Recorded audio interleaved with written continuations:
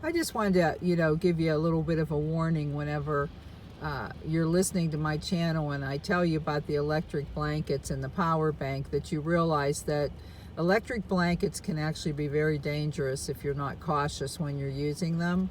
For instance, I never hold a drink in my hand. They can't get wet. So, once I'm under the electric blanket, I'm not going to touch anything.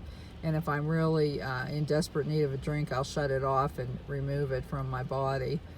The other thing is, when it snows or it's very icy out, your blanket will actually get wet from the moisture inside your vehicle.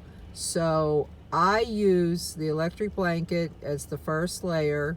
There's a second layer, it's usually the warmer blanket, and then I use a third layer, which is a much larger blanket, and obviously very dark in color, and that will get wet and almost soaking wet sometimes. And so that keeps, keeps me warm, but at the same time keeps that moisture away from my electric blanket.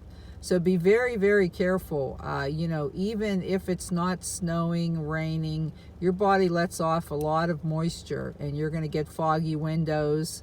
And that's how people actually know you're in the vehicle, because of the foggy windows. Now, I bring those little things that I don't even know what you call them, that they put inside jeans and things like that to keep the moisture out. And they're distributed throughout the vehicle. But it's not a problem if it's really snowy, because all the cars are going to look that way then. But be very cautious when you're using an electric blanket.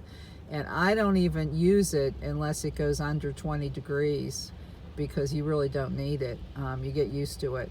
But that's all I got to say. Don't let it get wet.